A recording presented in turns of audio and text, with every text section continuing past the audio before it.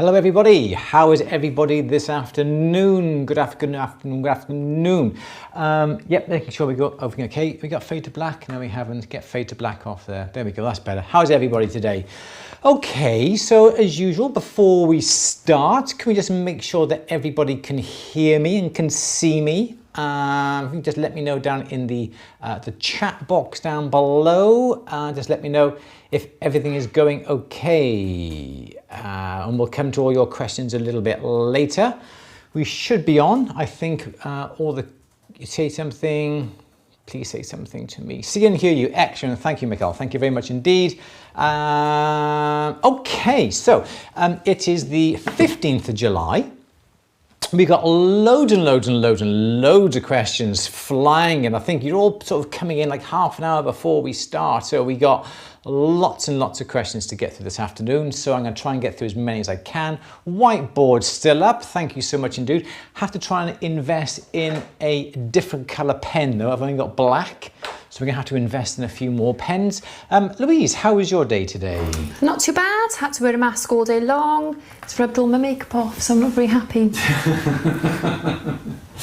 Oh dear, it's not good, is it? Let me just mess around with a few of my settings here. There we go. You're looking gorgeous, even if you have got all your makeup. Oh, that's kind, thank you. Have we got some compliments on the haircut? Oh, we have, yes. You have noticed. You noticed the haircut.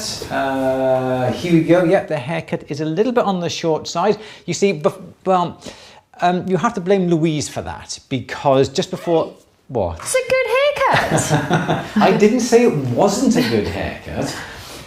When lockdown happened, back in March, I invested in a pair of clippers, hairdressing clippers. They cost me £40. So I had to have 4 haircuts to get my money's worth out of it. And I think this is like my 4th haircut now, is it, Louise? My 4th one? I think it's your 4th, because the first one was done with a beard trimmer, wasn't it? Yeah. Unsuccessfully. So we had... This is my 4th haircut. I think it's getting shorter and shorter on top, but I'd like it. It's good. It's looking really good. All right. So thank you for the haircut. Louise is training to be a hairdresser. I don't think. I think she'd make a better jeweler than a dentist. No, than a dentist. Than a hairdresser. Sorry, I'm getting confused. All right then. You got the same COVID haircut. This is stylish, Mark. Come on, this is stylish. Nothing wrong with that. Nothing's wrong with a bit of a buzz cut. All right then. Were you ready for a question? Enough of this hair banter. Enough of this Billy banter. Right, should we have a question, please, Louise? Okay, should we kick off with George? A quick question on soldering. I'm trying to connect an extremely... Oh, hang on. No, I'm fine. I've started at the top. That's okay. Sorry. An extremely thin, fine silver mesh screen to a fairly thick deer wire frame. I have tried to sweat solder it many times, however the heat of the D wire always melts the screen before it can solder. Would placing the assembly on a copper plate to dissipate the direct heat help by heating through the copper work? Any suggestions are appreciated as I am almost out of the silver mesh screen. Let's try and get through these questions quick, won't we? But these are long questions, aren't they? So the problem is you've hit the nail right on the head. Because the silver is a really fine mesh, it is heating up quicker than the rest of the band. Now, if you could sort of draw me a picture and email it to me or send it to me in some way, George, I will certainly have a look for you. But the problem obviously is that the mesh is overheating before the wire has got up to the correct temperature. By putting the whole thing on a piece of copper really is not going to work at all because the copper is going to dissipate and take the heat away from the main part. So I wouldn't really recommend that. I'd have to have a really good look. But the way you could do it would be to make a piece of a piece of metal the same size as the inner part of the mesh and put that on top of the mesh. The only thing that is sort of left exposed is perhaps the edge of the mesh, and then the flame won't be overheating the center part. and that bit of copper will dissipate the heat, and that may work. But if you can draw me a picture of the style of thing, or take a photograph and send it to me by whichever way you want to do it. You can do it to andrew@atthebench.com or andrew@andrewberry.co.uk, whichever way, or DM me or send it to me on YouTube, on Twitter, on Facebook, on Instagram, whatever. I will certainly have a look and see what I can do to help you out with your problem. That's about it. That's all I can really suggest. But you've got to heat that metal on the outside, or the big thick piece of metal first. No torch on the mesh, it will melt. But send me a picture, I'll have a look. Next question. Okay, Dark Feather Swan. What is your recommended saw blades brand and saw frame? We here use these. We use these are Velourbe Super Pike. Anything Velourbe style blade. Velourbe is the brand. What have we got in here? These are Glarden. I think Glarden. Let's zoom in on this so we can see. There we go. These are Glarden. We use these as well. If you're in the US, you can use things like is it laser gold blades? Anything that's good brand. Don't buy anything that is sort of unbranded, but anything that is branded is going to be a good blade. If you find that you do a lot of piercing and you do a lot of corners, get blades with a rounded back, and that will help the blade turn, because the back of the blade, the corners will be taken off, and it will draw it for you. So where you've got a section of the blade here, this is the front, this is where the teeth are here. The back of the blade will be rounded like that. So as you're piercing round corners, the back isn't going to bind in the back of the metal as it turns. So any branded blade, and I think you should be fine. Nice question. Thank you. Next, Louise. Okay, Jessica is asking, what metals do you recommend starting out with? I absolutely love gold, but I know I must walk before I can run. Is it a bad idea to start out with gold fill? I don't like gold filled metal because I think the gold can burn off. I would just start off with silver. If you can't afford, start off with copper. Get used to soldering with copper. The principles of soldering with copper is going to be the best way, getting the surfaces, your technique right when it comes to solder, when it comes to copper. Once you've sort of mastered the art of piercing with copper, soldering with copper, then you can progress on to silver. And then from silver, there's hardly any jump from silver to gold, except for the price. So start with copper, go on to silver, and then you can go on to gold. I don't have much experience with gold filled. I personally wouldn't bother doing it, because even when you start to polish it, you may polish through the gold layer. So I wouldn't worry. Copper, then silver, and then jump onto gold when you have the confidence and also the money to do so. Quick question. That was a nice one. Answer. Yes, Louise, next question. Okay, Amanda is asking, when buying round silver wire, what thickness would you recommend for a simple bangle? Bangle? Bangle. Bangle? Bangle. Okay, so it depends on... Doesn't really matter. You don't want anything too flexible. I wouldn't go less than 2 millimeter. I must learn my gauges. If I got gauges on my little thingy here, on my sheet. Comparative weights, no I don't. 2 millimeter is what I would use. I don't know why I don't have that. 2 millimeter, but nothing thinner. It's going to be too flexible. Also, when you make it and you perhaps start to hammer it, make sure you can sort of work hard on it as well by hammering it against a steel mandrel. That will help. It's going to be hard pushed getting the bangle into a barrel polisher to sort of work hard on it. But 2 millimeter would be the ideal, well, the minimum. If you're doing it rectangular, it was round section, wasn't it? The lady was on about round.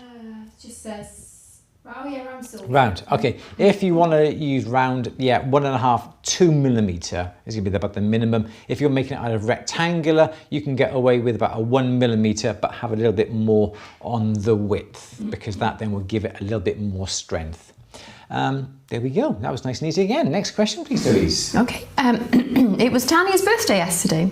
Congratulations. Tanya, you say? Tanya, yeah, Tanya Smith. Happy birthday, Tanya. Happy birthday, Tanya. And she received a workbench. Ooh. What a bench, Jenny. What an ideal birthday present. So the legs are in wood and the rest is in MDF. Should I varnish the whole thing, please? What's happened here? I just pressed something. My mic, different mic, off. There we go. You can do to protect it, but what you may find is that anything that is warm or slightly hot will cause the varnish to blister. Why are we on one? Hang on, let me have a look. Am I on one here? Or are we stuck on Louise, aren't we? Why are we stuck on Louise? Are we? Do you know what? I'm actually all over the place. Hang on a second, everybody. Are we stuck on you here? You're just flipping around now. Am I just flicking around? Yeah. Am I on you? According to what I can see there, we're stuck on you. Oh, hang on a second. There we go. Is that better? No. So why can I see you? Oh, hang on a second, everybody. I think I'm not quite sure what's going on here. You've changed something on here, haven't you? No, I haven't. Oh. Am I on? You can see me. So why can I see you on that screen there then? I don't know. Look, I can see you. Look at this. Oh yeah, oh, you can. All right. So leave that here. You're fine. Stop flicking. Lol. Okay. Yeah, I apologise. You shouldn't be on there. You see. Ah, that's better. Okay. Sorry. Yes, I'm on. Okay. Are we back to normal? We're back to normal. I will, if you can call my, as normal as I could be. What was the question? Varnish the top. I think, yeah, you could do, because it would protect the worktop. I wouldn't get a water-based varnish. Perhaps I would get like a spirit-based varnish, because if you do get any water from the pickle or from anything like that, it will actually cause a mark. But yeah, varnish it before you start. Spirit-based would be ideal. It doesn't matter really, but it would make it a nice and easier surface, because then you can wipe it down then with a nice damp cloth to get all the little bits of filings off. So yeah, why not? Spirit-based, not water-based. Next question, please, Louise.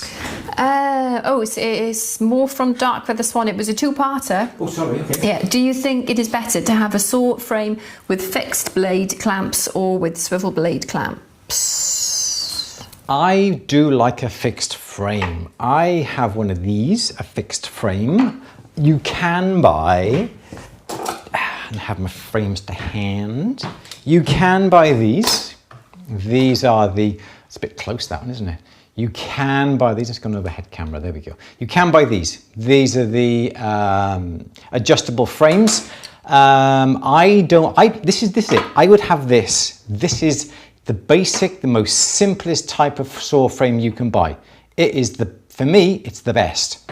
You can buy these. These are the adjustable frames where you have the nut here and you can move this up and down. Okay, so if you happen to break a saw, what's happening with this thing? It's all over the place today, isn't it? If you happen to break a saw blade, you can always then shorten the frame. I don't like to do that because where you clamp the blade in the frame, it's very brittle, so it's going to snap again. Plus, if you've got a very, very short blade and you're sawing, you've got to be sawing up and down really, really, not quick, but short movements. That does not help accuracy or nice straight lines. Plus, by shortening the blade, you've got this bit here sticking down. So when you're sawing like this bit, for me, gets in the way and you can't bend it. Do you know what I mean? This gets in the way. Don't like it at all. Don't like these frames at all. Plus the extra gubbins here adds that little bit of heat. I just read that. It will add extra weight to the saw, so you have to keep lifting it up and down. I do like these. These are the The new concepts saw frames, I really do like these, but they do tend to be just that little bit more expensive because of the construction. You can't beat this. This frame is what I have had for the past 32 years. Fixed frame, cheap as chips, can't go wrong. Learn on this and you'll be stuck with this forever because it's the most basic, simplest type of frame, and I absolutely love fixed frames. Don't like these. I don't find them personally myself, but people do get on with these adjustable frames. I don't. Fixed frame all the time. Thanks, Louise. Okay, Trevor is asking, if I had some seamless silver tube of say 1 mil diameter, could I reduce it down to maybe 0.5 mil using a draw plate, and would it be a good idea to put some wire into the tube before pulling it through? If you want to keep a specific inside diameter, yes, put a little bit of copper, put a bit of lubrication around the copper as well, so you can be sure that you can pull it out at some stage, and it is really, really hard. You don't have to, because if you draw down the tubing through a draw plate, it'll all come down smaller and smaller and smaller. So the inside diameter will get thinner and thinner and smaller as well, in proportion to it all shrinking, down. But if you do want it an actual physical size, put a wire in first of all, then draw it down until it comes down to that particular size. Then if you want to get that bit of copper out, make sure that wire you put in is longer than the piece of tubing as well. So when you come to want to pull out the copper wire, put the wire through the hole that the wire just fits through in the draw plate. Turn the draw plate around the other way. I will draw this because this is quite a handy little technique. Okay, so the section through a draw plate is like that, isn't it? So the wire comes in here and you pull it through this little hole here. So you've got your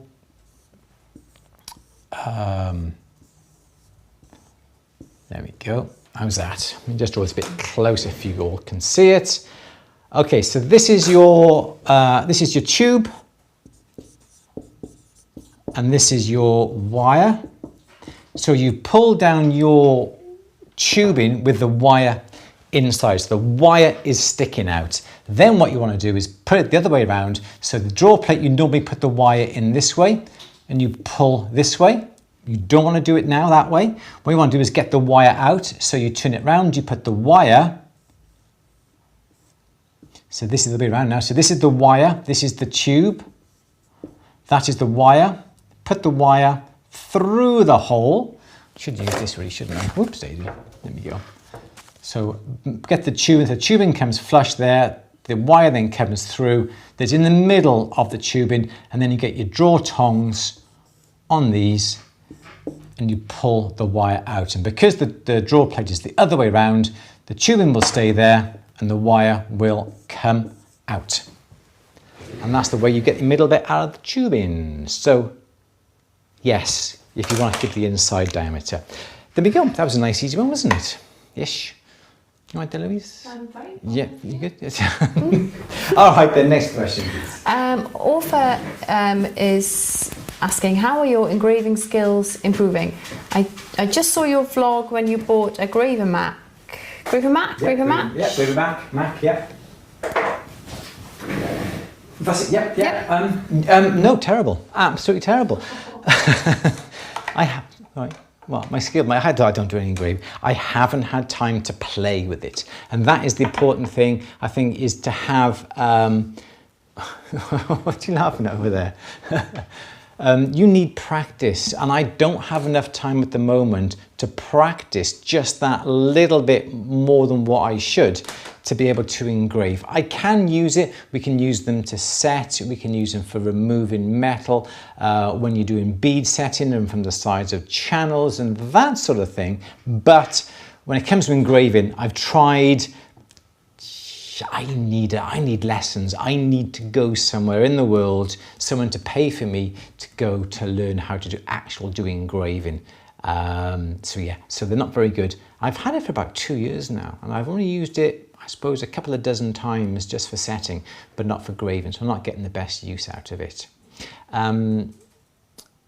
Yes, Sharon, what is it, Sharon? The bell went downstairs, and that's why I thought of Sharon then.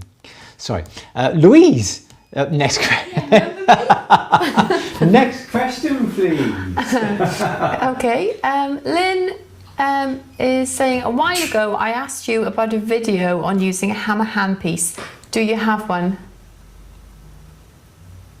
I think there is a film on YouTube of me demonstrating hand pieces. Please write it down amongst the numerous other films that I have to do, Louise. Write that down. Hammer handpiece. Should I write that down underneath Druzy quartz?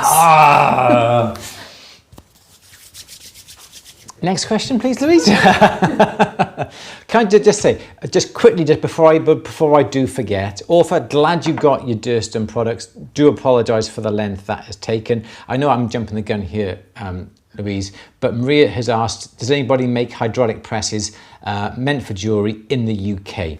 Yes, there is. Excuse me? That's my job.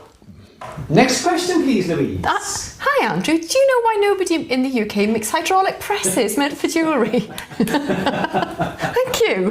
Let's keep the status quo. There is. Although they don't really, there are a couple of people who do make them. Some of them just make them as a bit of a hobby, that sort of thing. But I know there's one guy. If you go onto Facebook, search for Jewellery Metalsmiths UK. There's a Facebook group, Jewellery Metalsmiths UK. Go onto that, search for hydraulic press, and there's a gentleman by the name of John Black. That's Jon, John Black, at Black Arts or Blacksmith Arts.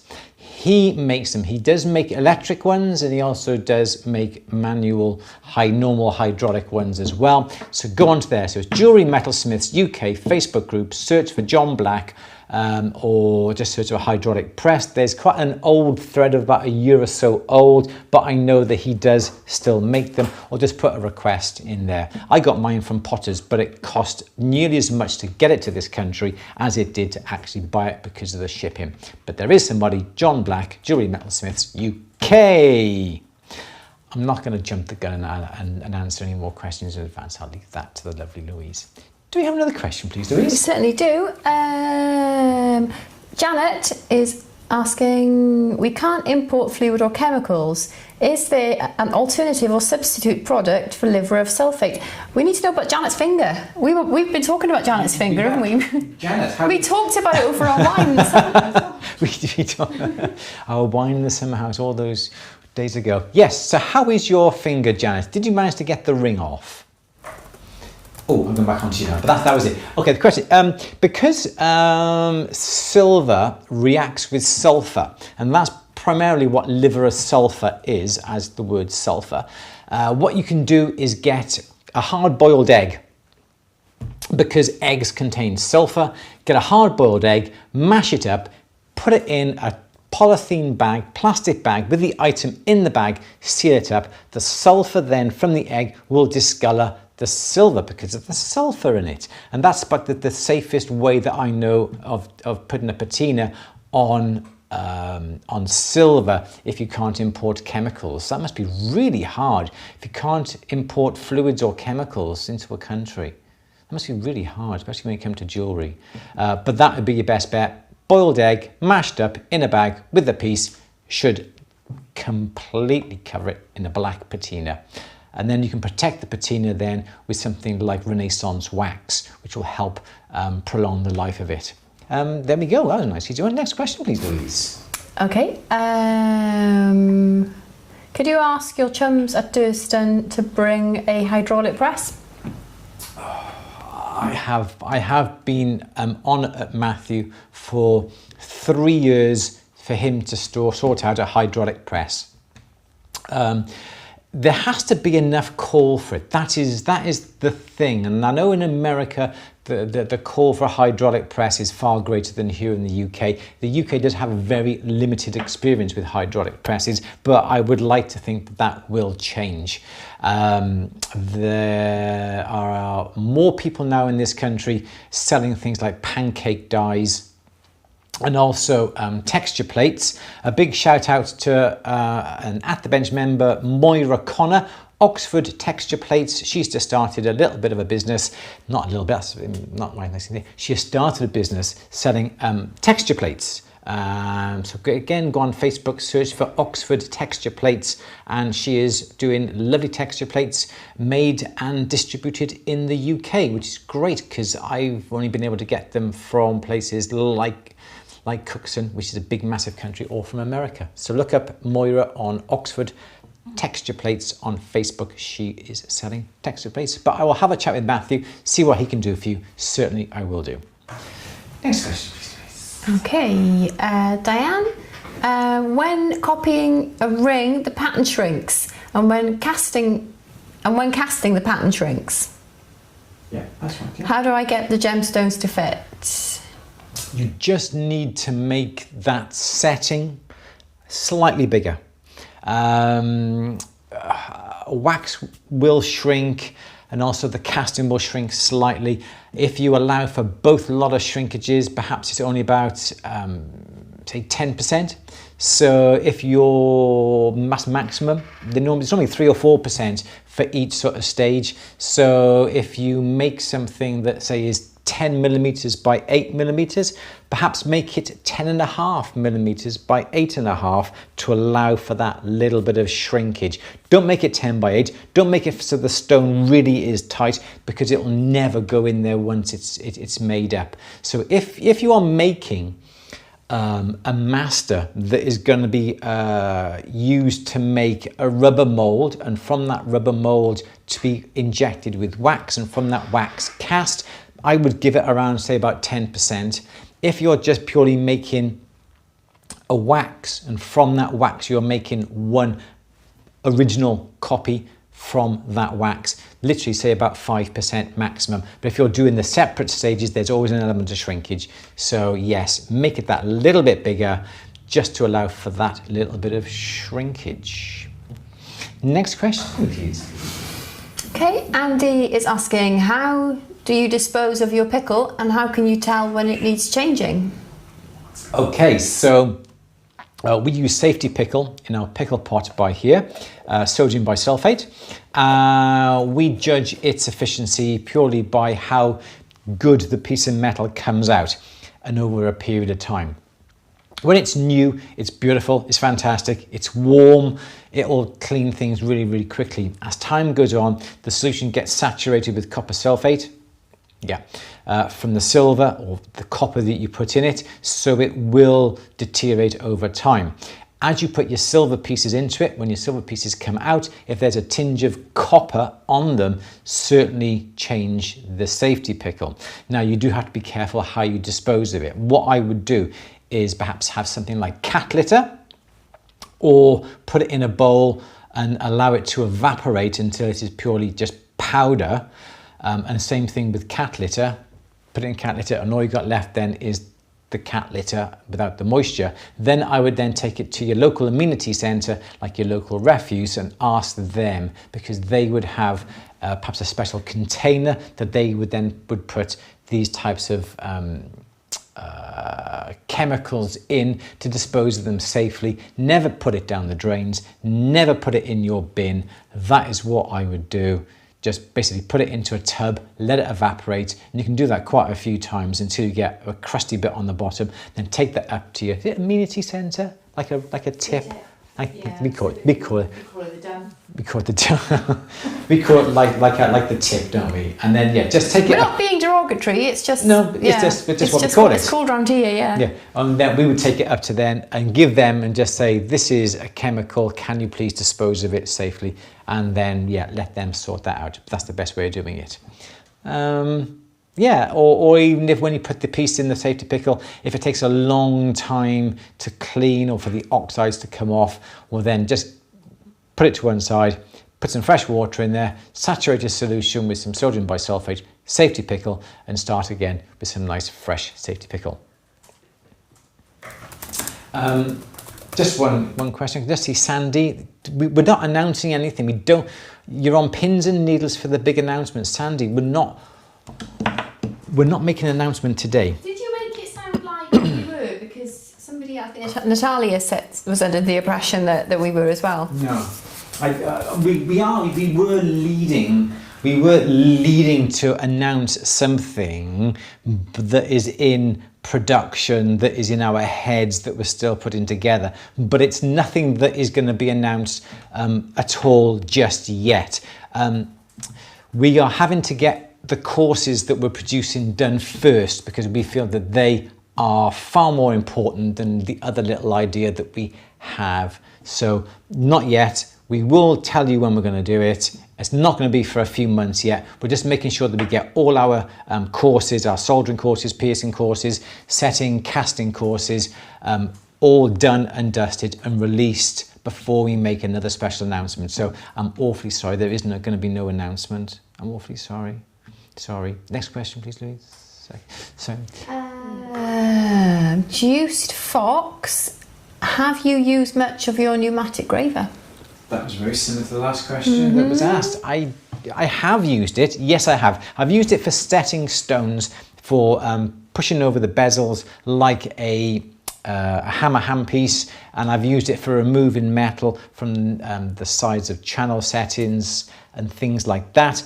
But I haven't really used it to its full advantage. I haven't done anything really fantastic, really special with it, because I really wanted it to go on a few courses. The jewellery school in St. Petersburg in Russia has an absolutely great course. Roman, I see him at lots of shows. I really wanted to go there this year, but because of the COVID situation, we haven't been able to do that. So I would like to do a lot more sort of micro setting and learn a little bit more, but no. So it's a bit of not a waste, but it's there, it's ready, it's waiting to be used to its full advantage, but not anytime soon, I'm afraid. Sorry about that.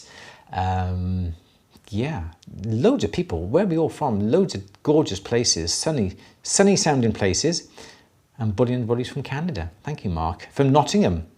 Sunny, far off places. Next question, please, Louise. Bill is asking, can you show me the setting you would use to set an oval faceted stone? Say that again? Sorry? Can you show me the setting you would use to set an oval faceted stone? Setting. Like a claw setting? I can't really show you because I don't have anything here. But anything like I don't know. You got me really. 'Cause I don't have anything to show you. All my settings are downstairs. I don't have anything here. I can definitely tell you that. But a claw setting, I don't have 4 claws. There's not going to be enough claws. Have something like a 6 or an 8 claw setting, because when you have the oval, stone like that, if you have 4 claws, it's just about enough to hold it in place. Personally, I would have like a 6 claws. You would have them spaced around a bit differently, but 6 claws on an oval would be better, or an 8, or even bezel set it. That would be your best thing to do. Perhaps I'll try and get some settings for next week from downstairs, so I can show you the different types of settings that you can get. But don't go for 4, minimum 6. It's going to be too risky, unless you've got a very small stone, and then 4 would be enough. But 6 claws would be sufficient for a faceted stone or bezel. Set it. Hello from Liverpool. Hello, Andrew. Next question, please. Can I just interject? Can you explain what my little pop-ups are for? And you can't see them on the screen because I've switched computers, but it's the questionnaire. Oh, sorry. Yes, sorry. I do apologise. Yes. So starting in August, Louise is changing career, I could say. It is a genuine career. Genuine career change. Louise is coming to work alongside me. Both, obviously, you know, she does the live streams, but also within the shop as well, and working on social media and the website and everything that entails with that. So because of that, and one of the ladies who's worked for me for the last 15 years left yesterday. It was fine. She's gone on to bigger, better, greater things. We're sad. We are really sad. Exciting for yeah, him. we are sad. Yes, we knew that was coming, so we've done an awful lot of thinking and moving things around. So Mary has gone on to do other things, which then has left like an opening. So Louise has got a terrific job ahead of her to try and get me and put me in order, keep me on the straight and narrow, if you know what I mean. So, you know, keeping me focused on what I should be doing, and also she's going to be doing lots of things with the website, and also with all the social media and all that sort of thing. It's going to be absolutely brilliant. She's got fantastic customer service skills as well. She's so nice to people, aren't you? You are really lovely to people. Yes, you are. You are so nice to people when you talk to them. I'm really embarrassed. You are so lovely on the phone. You're so lovely when you talk to people, because I'm absolutely rubbish. I think you're going to be a great asset. So anyway, that is that. So the reason being is that we won't be able to be carrying on with our question and answers on a Wednesday anymore. We're going to have to change the question and answers to a Monday or a Tuesday. So the idea is, in the chat box, Louise has been putting up a few little links. Click on it. We would like your input. Do you want your questions and answer sessions on a Monday or on a Tuesday? So 3 o'clock, 3:30, 4 o'clock in the afternoon, British summer time. We don't know what those times are really in your country, so you're gonna have to do a bit of working out. So click on the link, state your preference, Monday or Tuesday, state the time that you want, and also there's a little box for any other further information that you want to put on there. You're more than welcome. Suggestions for questions and answers, layout, whether you want Louise sat by the side of me on a big desk, or we'll have a chat, anything that you want us to do together, even like on the question and answers, perhaps do something on social media, on total social media one week, or websites on another week, or customer service and that sort of thing. So we want your input. Now is your chance to say Monday, Tuesday, 3 o'clock, 3:30 or 4 o'clock, and the little box. Even if you don't fill out the first two and you want to state, you say, Andrew, I would love you to do this, that and the other. Louise, you can have a chat. You can put Louise on, you can ask the questions. Andrew, you're rubbish. Just put it down in the, I'm only serious, because I am rubbish. Just put down in the box, let us know what you want us to do, and we'll certainly take everybody's responses in to consideration. Is that okay? Is that what you're after? I wasn't really listening. I was just trying to keep an eye on the questions. I'm so sorry. Next question, please. It appears I've missed one, so I'm sorry if I've missed more than one. But Mike would like to know, do you prefer a machine or a mandrel or half-round pliers to fashion a ring from wire?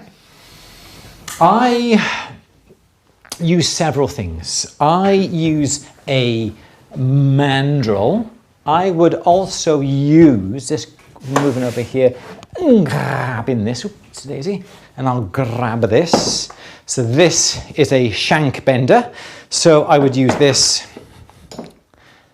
put it in the vise, and as you turn the handle here, as you can see, turn the handle here, it moves this little area here. These can be taken out and interchanged with all different shapes, and this is what I use. This is a, oops, wrong one. This is a Shank Bender. This is Delrin by here, but we can take them out and put in the metal versions as well. So that is pretty good. That's a Shank Bender. I also use the heavy duty type that is clamped into the bench, that has the rod coming out with a lever, and as you pull the lever, it's on a cam. As you pull the lever, the rod comes down, that bends it as well. It just depends on how good your hands are. I'll always go for my half rounds first of all, half round pliers to try and bend it. If it's a small little, perhaps a little area that I need bending. If it's a completely round shank and I can do that quite easy with my hands, half round pliers would be just right for me. Failing that, I'll use whatever I got to hand. I may tap it on the mandrel. Perhaps the metal may be too thick for that and it may be hurting. So I would use the Shank Bender or the bench mounted heavy duty Shank Bender as well. So it just really depends on what you've got. If I'm putting a piece into a ring and I have got, the ring is upside down, okay? So we have this here. Here's my shank down here, and if I got a piece in by here, I will get my little piece and I will make sure that that little piece is the right curvature to go into the ring shank, and because of that I will use this or the heavy duty Shank Bender, which is like it's almost like a stepped thingy-majiggy like that, and it's got a set of dies as well down the bottom, and that's connected to a handle that goes up like that, and there's a little casing by here, and as you pull the handle, this comes down and pushes the yeah, and that will shape it. So whatever I've got to hand, to be honest, and if I'm quite lucky because I managed to get all these tools over the last 30 odd years, but if you find that you're having to bend really heavy thick bits of metal all the time, invest in one of those shank benders. They are really, really, really good, and that's what I would suggest. Please, Louise, may I have the next question? Can I just interrupt for a moment? If some people are putting their preferences in the chat, which is great, but could you please use the form that we're posting up? Because it's a form which takes you to a Google Forms, a link that takes you to a Google form, and then we can just collect all the data then from a spreadsheet and take everyone's views into account. So that's going to be the easiest way for us to make sure everybody's views are registered. So it's just literally the link we've just posted up, click on the link and it takes you to the form, and it's literally tick box, really simple, and then send it off and it comes straight to us. So that would be great if you guys could do that. Yeah, rather than having to go through the chat afterwards. Yeah, because it's a lot of chat. Yes. Yeah. There's a lot of chat. So yeah. Okay. So yeah. Great. So click the link on the chat, take it to the form. It will literally take you 30 seconds, if that. It's a simple little tick. Mm-hmm. If you want to write. It's 3 questions. It's day and time, and you can leave some feedback if you like. So please, yeah. So put it in the form. Would really appreciate. Certainly can. Penny is asking, can you use the anti-clastic? Yeah, Eid. To make a torque bangle, or do you need the anti-clastic die tools? No, you can. If you're making an anti-clastic shape, use those. If it's a round section torque, there's not much point using the stakes. The stakes are only useful for actually doing the shaping of the section of metal as opposed to the length of the metal, if that makes sense. So the stakes would be ideal for doing the anti-clastic or synclastic, which is going that way. It's no good for making a whole bangle round or a whole bangle oval. Your best bet would be to buy a Bangle mandrel that you can then clamp it into your vise, or buy Durston's Bangle forming die set, which is no, I don't have it. I don't have it in here actually. But Bangle forming die set from Durston, and you may be able to. I shouldn't be saying this, Louise. Shall I shut my ears? No, it's nothing bad. No, shouldn't be saying this, but I don't think Matthew has taken off the Lockdown 20 code. I don't think he's taken the code off. I don't think he's taken the Lockdown 20 code off. Ooh. If you want to buy anything from Durston, why are you whispering? Be quick. Use the coupon code LOCKDOWN20 and you can get 20% off anything from Durston.com. If he has taken it off, I apologise for wasting your time. But if he hasn't, go and grab yourself something really quick before he removes it, because I'm sure he will remove it very, very quick. And if you want to buy a bangle forming die set, go and buy one with 20% off. Just hope he's not watching, shall we?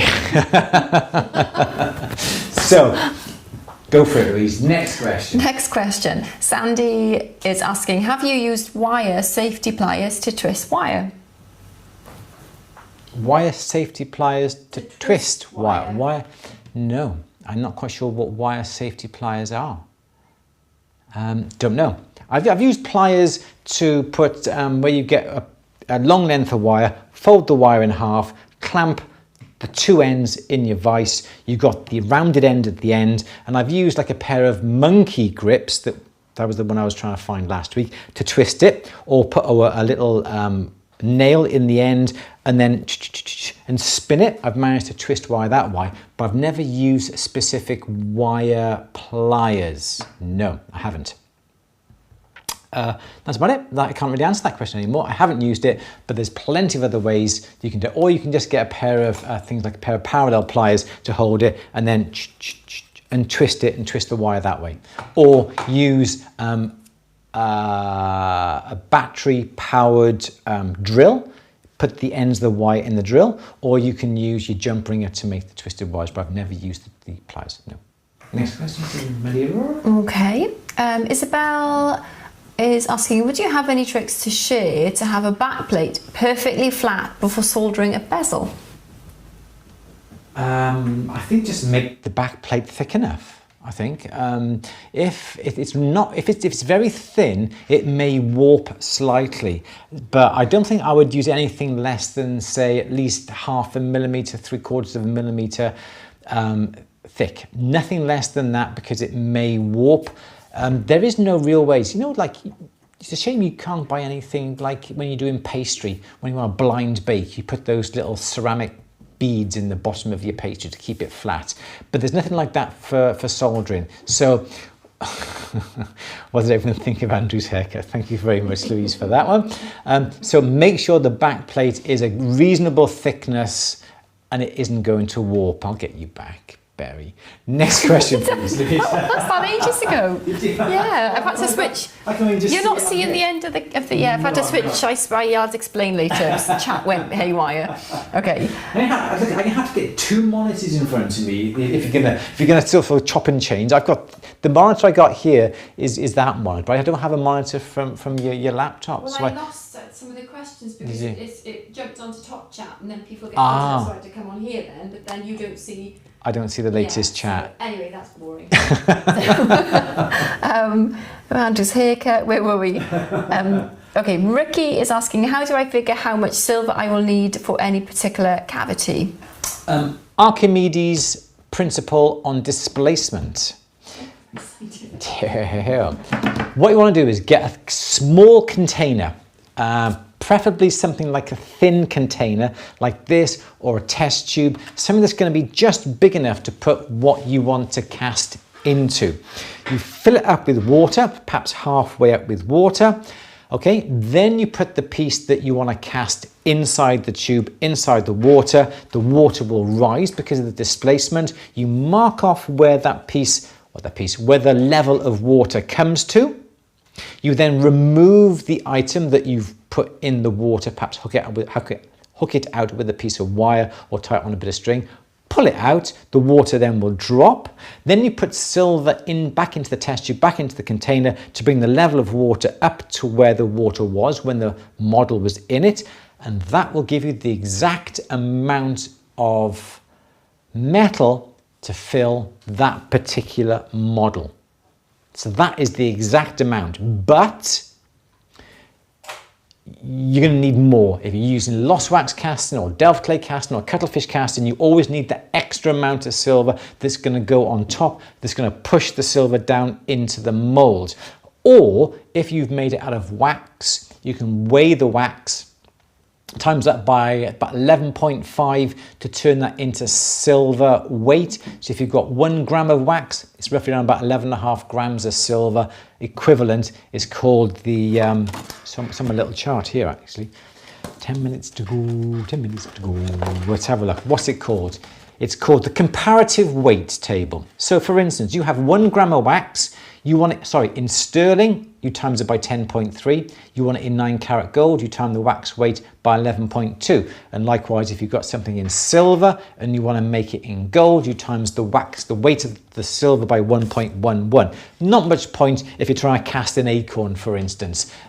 What does an acorn weigh in comparative weight to silver or gold? You don't know, but by putting the piece in the water, using the displacement, you get the exact amount of silver, but always add extra for that, the button to force the metal into the mould when you're going to be casting. May we have another question, please, Louise? We can. At the moment, we've only got about 39 responses. So come on, guys, get your preferences in. There's 157 of you on there at the moment. If every one of you can just click on the form link, let us know what you want, Monday or Tuesday, 3, 3:30 or 4, we will certainly consider, but please. No preference option, shouldn't I? No preference? Yeah. Or if you've no preference, then just don't bother, yeah. Simple. What if there's no, just check them all. If there's no preference, just put in the box comments, and just say no preference. Yeah. Yeah, why not? Do it that way. So come on, everyone. Because it's the time of all the future live streams is going to be based around the outcome of this. Yes. Survey. Yes. So we need your response. So everybody, please click on that link. Please let us know what you want. If you don't have a preference, just write it in the box. No preference. That would be fine. But please, can you fill it out? 152. We want at least 100 responses within the next 10 minutes. So get clicking. Bossy. Well, you know how bossy I am. Yeah. Okay, do you want another question? I love one of these. Okay. Kevin has 141 grams of silver. Well, sounds a bit like a maths question. If Kevin has 141 grams of silver, if David comes... No, sorry. Go on. No, I'm being silly. 141 grams of silver, melted down for sheet, started to roll, started cracking. How much fine silver should I add? It's not necessarily a result of having to add fine silver to the 141 grams of silver, because your 141 grams might be contaminated, depending on what you actually had to melt down. If you used a lot of chain, there's going to be lots of solder, and because there's lots of solder in it, you've really incorporated other alloys that are not really malleable enough, that are quite brittle, so that could be the reason why it's cracking. There's no guarantee, even if you add, say, 10 grams of fine silver to your 141 grams of silver that you've got already, there is no guarantee that is going to work, unfortunately. What I would do is perhaps, if you need 141 grams, do it, melt it. But perhaps what I would do is perhaps divide that into 3, say 47 grams for each one. That's actually spot on, it is 47 grams, yeah, 47 grams-ish, 47 grams. 47 grams for each amount, and just try add, say you've got 47 grams, add, I don't know, 5 grams of fine silver to it. That will raise the quality, that may help. If you find that then has worked on that one little ingot that you've melted down at 47 grams, which is still quite a bit of a weight, then you know that you can do that with the rest of it. What I wouldn't want you to do is say, look Kevin, this is what you need to do. 141 grams, you add 20 grams of fine silver, it'll work. I can't guarantee it will. Just depends on the quality and the consistency. Consistency? Yeah, the alloy of that, what you've got. So do a smaller amount first, try it. It may perhaps need melting down again. Perhaps the flow wasn't right. Perhaps it was a little bit too not molten enough when you poured it, and perhaps it like jittered when it went in, and it caused cracks, it caused stress. Some people will say hammer the piece first as well before you start to roll it. That may work as well. Perhaps when you've done it, cast it, roll it once or twice, anneal it, roll it slightly and anneal it, and then carry on. There's lots of ways that could work. There's no guarantee. And if it doesn't work at all, put it to one side. It's a bad job. Wait till you get enough silver to send off to the refiners and get them to refine it and send you some sheet back from it. But start off with a small amount first of all, and then see if that works. And if it doesn't, then you haven't wasted a lot of money. How about that? Next question, please, Louise. Okay, Learn Media is asking, on a double-sided rose-cut stone, how do I set around the outer edge? Okay. A double rose. So it is... Zoom in on my whiteboard. So yes, so you've got your... So you're almost going to make a spectacle setting. Several ways you can do this. I've done it on At the Bench, and I've got a coin. And what I did, there are lots of ways of doing this. This isn't the only way. There's lots of ways of doing this. So I had a strip of metal like that. It was long enough to go around the stone. What I did, I came down with a saw and I did that, I did that, I did that. Yep, something like that. I did this. So I cut down and cut across, cut down, cut across, cut down, cut across. And the distance between here and here was the thickness of a coin.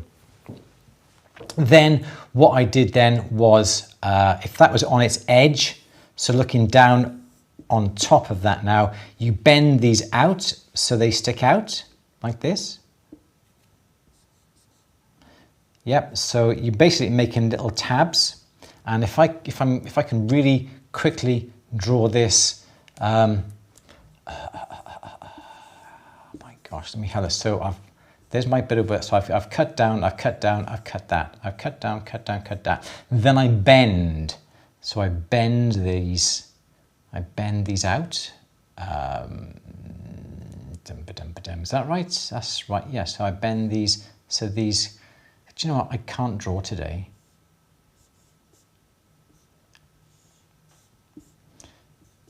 There. So you bend these little tabs, if that makes sense, and then you do the same on the bottom. So you hold that particular thing in place, like a coin, and the tabs will come down. Does that make sense? I'm not quite sure, but I'm getting myself across here. But if you cut that and then you bend across here, you will have little tabs, and that is the easiest way. Not the most beautiful looking, or what you would do, you would have your bearer wire that is that shape. Yep, you do your bearer wire, you would then use that to go around it. You would set your edge of the stone in here and just bend that over. So it's not quite even. I can't really explain quickly the best way to do it. I've done, there's a brand called Hot Diamonds, and they do something called Emozioni. Strange name, I know. And they have little discs that are interchangeable. There's like a cage. I'm too close. Don't like sitting myself that close. There's like a cage that the coins go into, and there's a little flap that seals that in place. So that's like a spectacle setting. So what you want to do is look up on Google spectacle settings, but there's lots of ways of setting a double rose cut, but something like that. Or you could even come along with, you sticking your fingers up at me then, my dear? Oh, 2 minutes to go. Okay, 2 minutes to go. Or you could make, let's do this really quick now. I don't want to dwell on all this. So we've got, or you could make a ring, round ring. Then you can solder on claws that come over then both sides. And on this side as well. And on that side as well. Okay, so they are going up and down. So it's not like a flat, up and down. Your stone then could sit on the ring, and then you can push the wires over, or the stone could actually fit inside the ring and the claws can come over and hold it in place as well. There we go. But there's lots of ways, but look up spectacle settings on Google. That is going to give you lots and lots of options for setting a double-sided rose cut stone. Should we have another question, please, Louise? Yes. This is Yvonne, sorry. What is the safest way to remove a cabochon from a bezel setting before repairing a ring shank break? If this is really quite difficult. What I would do is buy some scalpel blades, Swan Morton scalpel blades with the handle, and you have to wear eye protection for this. You need to get a ring clamp. It was a ring, wasn't it?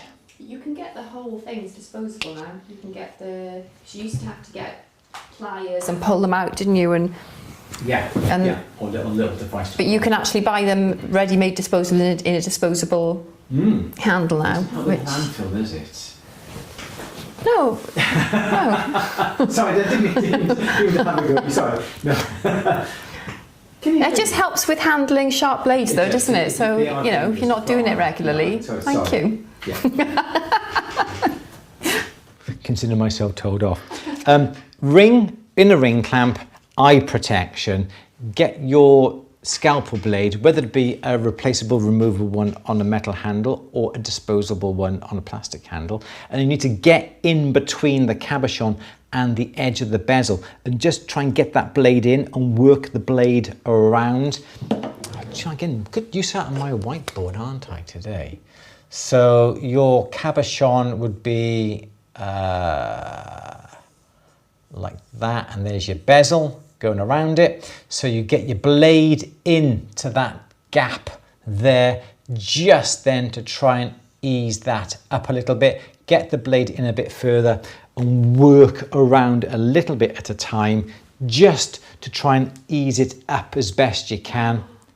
Oh my God, please wear eye protection for that. Yeah, as I say, because if the blade snaps, it's the tip of the blade, it would, Yeah, I did say that. You did say, but yeah. First thing I said was pretend. You did say that, yeah. But it has to be really thin to get in there. You can buy things like claw lifters or prong lifters that may be able to work, but they're going to gouge and mark the bezel itself, so it's not something that I would recommend. But I've had good success with using the scalpel blades just to get in there, just to leave it up.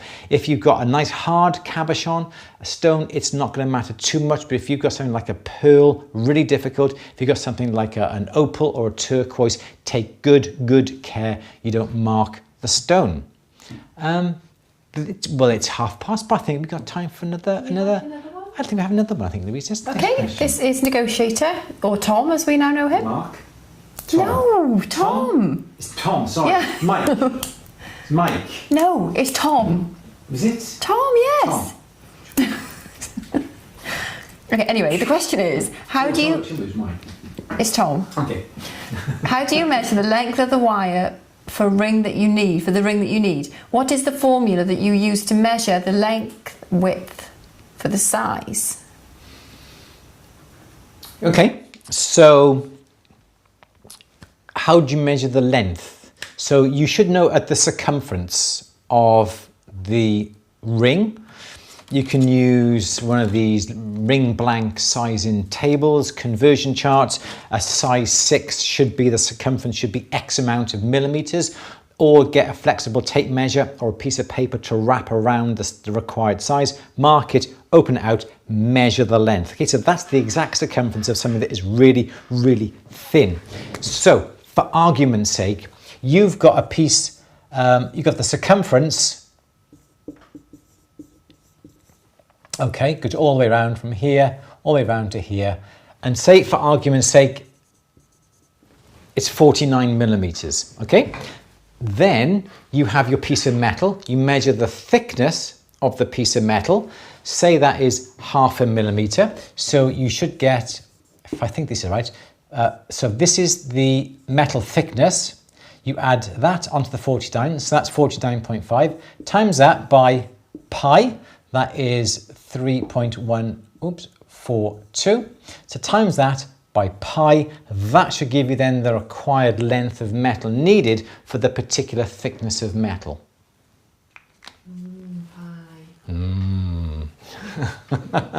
Okay, so that is basically it. So yeah, so that's the circumference.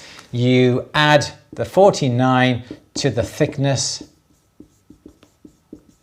of metal, and then you times that then by pi, and that equals the required length. Sounding funny. Obviously, if you've got a massive wide piece of metal, you have to decide where you're going to take the measurement to, whether you take it from the leading edge of the band or the middle edge of the band. But for up to about 3-4 millimeter, 5 millimeter, that sort of equation should be just about right. Can you actually see that on the board? So this is the actual circumference that you've got around the piece. Add that, the thickness of the metal, times that adding up by pi, and that will equal the required length of metal. Or you can grab a length of ring blank table that you can get on at the bench, and you can use that. And that takes into account all the different thicknesses of the metal. We're going to have one more question, I think, Louise, just to round up the afternoon. Okay, Deborah is asking, do you solder copper with silver? Yes. Okay. Another question? That's the last question. Closed it all down now. Okay, Tracy. You can use a copper solder. You can use a copper solder. I would never do that. Just use some silver solder. Personally, I have one more. Go on, one more. Go. Bill thinks it's the diameter times pi. Oh, is it? But then if it is, you're right. Yes, sorry. Yes, completely wrong. You're right.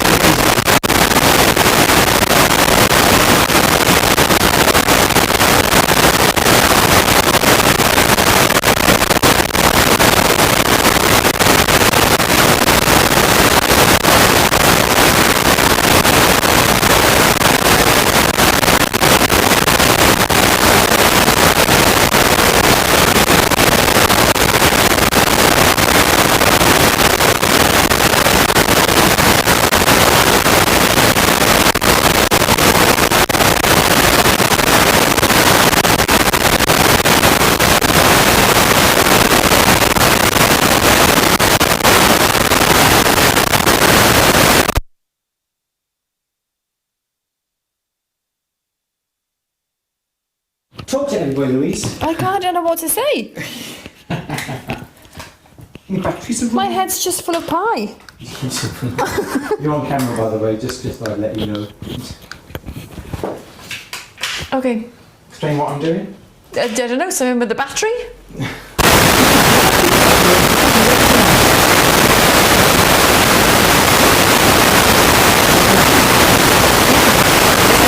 I can hear... There! Oh no! We're okay, we're okay. I just heard it. We're back. No, I just heard it again. It's okay, we're back. No. No, we're back, we're okay. No, no. No, we're back, we're fine. No. No, it's really bad. It's finished, it's okay. Oh. We're okay, there we go. See, all is well now. It's that I fork. didn't like that when everyone got Oh no! All right then, it is, you are right. You are, Bill, it is right. Disregard everything that I just said. Diameter. your brain going... Damn, yeah. I caused a temporary interference with my brain. Diameter plus the thickness times pi. You are right. Thank you. What I was thinking of, was it the circumference divided by pi? That gets the diameter. Add the thickness, then times pi. Okay, next question then, please. Stop the pie banter. Next one last question. Go on. Because I got that one wrong. Thank you. Wrong. Yes, Louise. I was wrong. I was wrong. I admit it. Please maybe have one more question. Okay. How do you measure a square then? A square what? A square. What? Square what? A square. It's just a square. How do I measure a square? You add up all the four sides. That's the diameter of the square. How do you add up the internal volume of a cube? You times the length by breadth and times it by the depth. How do you measure? Okay, so squares are slightly different. And we did this a few weeks ago on a question and answer. A circle is a circle. It's easy, isn't it? You've got all this area here. That is where your fingers go through a hole. Yep. You have a square of the same diameter. Okay. The volume now of the square, even though it is the same distance from here to here as the circle, is greater because you've got these areas now by here. So when your finger goes through a square ring, your finger takes up the whole area of the square ring. So if you had this square ring, the same diameter across the flats as you do the square, it's going to be too big. So you have to make this smaller to compensate for the extra volume that you've got in these areas here. Don't ask me how much smaller, because I don't know. And I mean, or what you could do is try and work out if that has a, say that's 50, so that would be roughly, what's the volume of this? Pi 50 by 50? No, anyway, you have to make this a bit smaller to compensate, so the internal area here should be now the same same amount as the internal area of the circle. I think that would be the correct way of saying that, yes. But you can't have the same size. Okay, I'm confused now. You still thinking of pi? Yes, let's just pick a random question. Okay. What's your opinion on microwave kilns for glass cabochons, and any advice?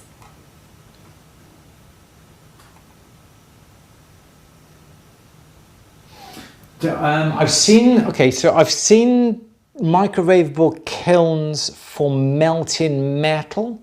I've never, circumference equals pi times d. Yeah.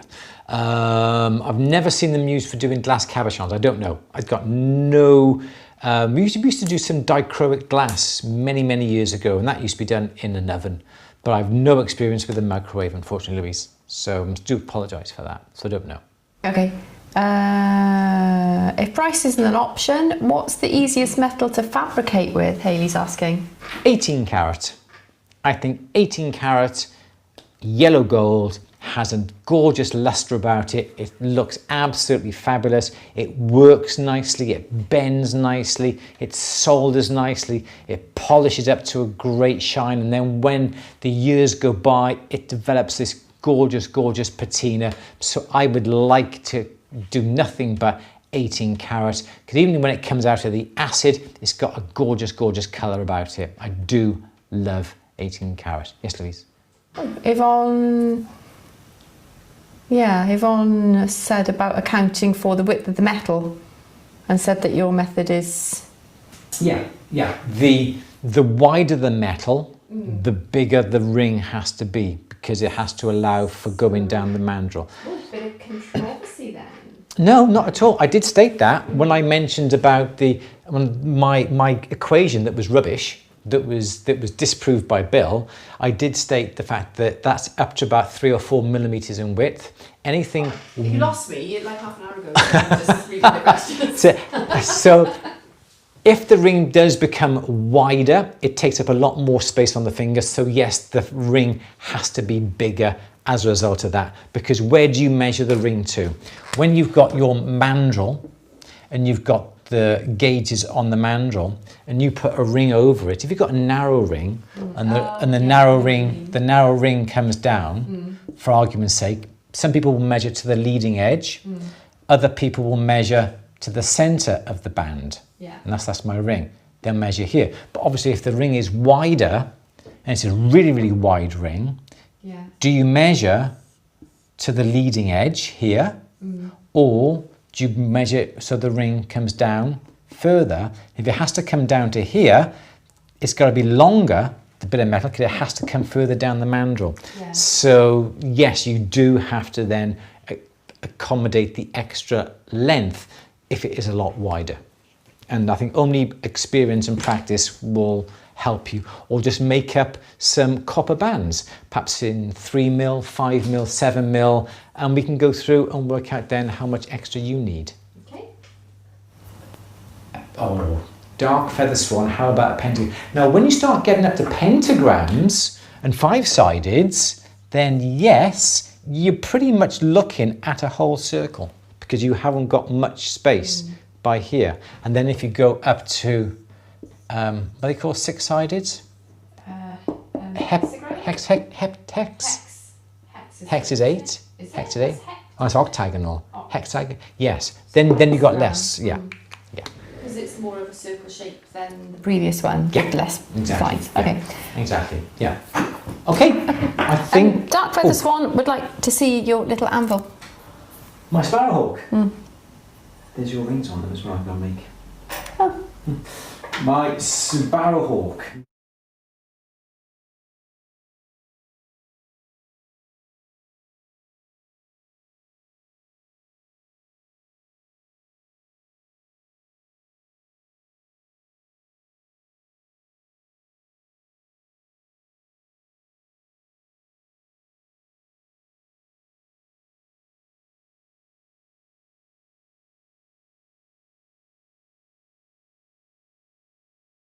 Oh hell, there we go. Oh, at the end of the afternoon, we need wine.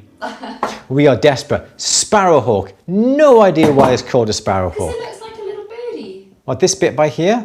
Like a bead? Like a bead. It's the beak. Okay.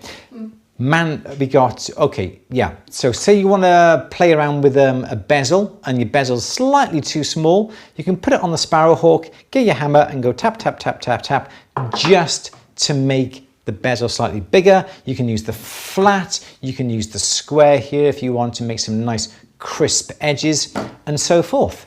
So that is my little sparrowhawk. I don't know whether it should be loose on the base, I don't know, but yeah, that's my little sparrowhawk. That's it. Would Yep. you ever stream on Twitch? Hayley would like to know. We did mention Twitch, didn't we? A few weeks ago, quite a few months ago now. I don't think we have many followers using Twitch. We did try on Facebook Live, but I think we only had about 25 people on Facebook Live, and the subscription, no, the service that we used, even though it was a subscription service, we didn't like because Louise was missing an awful lot of chat, and you didn't like it, did you? No, it was just missing questions, and I just felt like we were letting people down really because couldn't keep on top of it. Yeah. So it was too much to look at all in one go. Yeah, and even though the software was supposed to pull the chat in from Facebook and the chat in from YouTube and put them all together, you found it was really, really hard. So we didn't bother in the end. We just stopped doing Facebook Live and just do it on YouTube now. I think we'd need another person, wouldn't we, to Yeah, I think, yeah. A few people do Twitch. Twitch is primarily used for gamers. Gamers use Twitch. So can you get the base for the sparrowhawk separate? I don't know. To be honest, I haven't seen these available for many years. That's an old thing. You want to see my Shank Bender again? Quickly show you that before we disappear. Oh heck! Oh! Oh! Want to see my Shank Bender? There's my Shank Bender. There, like there. Durston. Go and buy one if you want to. 20%. Coupon code lockdown whilst it's still available. Let me pick up my little die before I forget it's on the floor. So yeah, if you want to go and grab anything from Durston, be quick. It may be still working, it may be not, I don't know. So there we go. That is the Shank Bender. Anything really, really quick? How about Zoom? No. Zoom is great for conferences and meetings and that sort of thing. I don't really want to get into Zoom, even though Zoom has become really, really popular over the lockdown period. I find that it's much better on YouTube because we can have a chat on the side like this. It's automatically uploaded onto YouTube as well, so everyone can watch it on YouTube. There is so many platforms out there, but I think now YouTube is one of the best, and we get quite good reliability on this, don't we? Yeah. Yeah, YouTube is great. Okay, so everybody, I hope you have filled out our little questionnaire. Up on the screen it comes there. Click on the link. How many have you got, Louise? I'm going to tell you lot off. 73. But if you don't have a preference, would you mind awfully just submitting a form without stating a preference, and maybe just put no preference in the comment box at the bottom? That would be really helpful, because we don't want to collate all this information until we know we've taken into account the people that really matter, which is you guys who come on every week and watch. Yeah, exactly. Because we've got like a really nice community here. Everyone comes on. There's names we see on here week in, week out. Appreciate everybody who does take the time to come on for these mad hours. They're getting more madder every week. And we just do this for the love of it. So yeah, if we want to help you guys, we do want to sort of pick a time and pick a day that suits us. We've got a Monday or a Tuesday that we can do, but please, can you just fill out the form? Just say whether you prefer a Monday or a Tuesday, whether you want it at 3:30 or 4 o'clock. That's here at our time in the UK. You're going to have to, the madder the better, you have to work out that time in your country, but please let us know what is your preference. And we can't please everybody, admittedly, but we will try and please the majority of you. So bring on the Druzy course. I know, Gillian, I've got it, it's here. It's numbers point being here, is it, in my drawer? It needs to be made. Right, thank you all very much. How do you get a Cuban link to hang straight? We've done that on At The Bench. Go to atthebench.com. Down here, go to atthebench. Just see my monitor on the screen there. There we go. Atthebench.com. Join as a paid monthly member. It'll cost you £20 for a month. Cancel the recurring membership whenever you want to, but you get full access to At The Bench. We've done plenty of Cuban chains, curb chains on At The Bench, and I tell you, the Durston code is still working. Whoop, whoop. Go for it.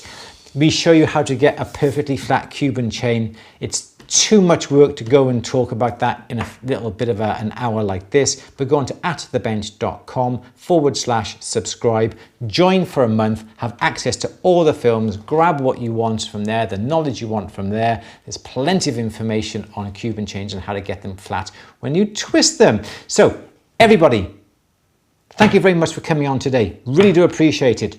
Durston.com lockdown20 is the code you want to get 20% off, but don't tell Matthew that I told you. It's still working. I'm not going to tell him. I'm not going to tell him. Brilliant. Thank you very much, everyone. Leslie, thank you so much indeed. Joe, cheers for that. Stephen, yeah, no preference. Good. Penny, everyone. Tanya, Tuesdays. Please don't tell us in the chat. Tanya, click the link, write it in the questionnaire.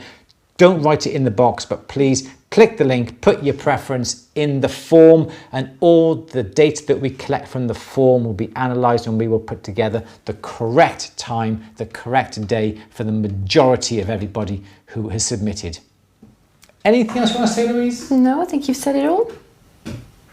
I'm going to have fun analysing this data now. You do like a bit of data. I do. Don't you? You do like to analyse it. Yeah. So I'm pleased to say that yes, we are going to have some wine. And I'm pleased to say I have put the spaghetti bolognese in the slow cooker today. So, oh, shh. So the spag bol is in the slow cooker. It should be just right when we get home. In fact, we're going to have tagliatelle today. Oh, nice. Tagliatelle. No, that's in September. Thank you all for coming on. Really do appreciate it. Don't forget, please fill out the form. It's in the description underneath this video as well. It's also under the description. No, it's in the description of the last question and answer we did as well last week. So click the link. Please fill it out. Would so much appreciate it. You're welcome, everybody. Thank you all so much for coming on. Really do appreciate it. Do we have the slide in place? Of course we don't. We won't have the coming soon. We'll have the courses one. Yeah. Ooh. Right now. No, not yet. So thank you all for coming. Thank you all for popping on today. Really do appreciate it. It seems to be getting longer and longer. It's nearly an hour and a half we've taken to do this. A lot of banter. Thank you very much. I did get a question wrong. It'll go down in the book. Andrew got a question wrong. I was getting away with myself. Perfect. You're pretty close though. Yeah, it was the diameter, not the circumference. I just wasn't thinking. You were thinking of pie. Your head was full of pie. I was thinking of pie. Right, Louise, let's go and have a glass of wine and have our tagliatelle with our bolognese. We will all see you next week for another question and answer. It will be on Wednesday, isn't it? It will be Wednesday for the next 2 more weeks, but please click the description, the link in the description down there. Let us know whether you want a Monday or a Tuesday and what time. If you have no preference, please write no preference. If you want us to do something different during our question and answer, just write down. We would love to hear from you, love to hear your comments, love to hear what you want us to show you over the next few weeks. And everybody, take care. Say goodbye, Louise. Goodbye. Thank you for joining us. And we will see you all very shortly. Take care. Bye.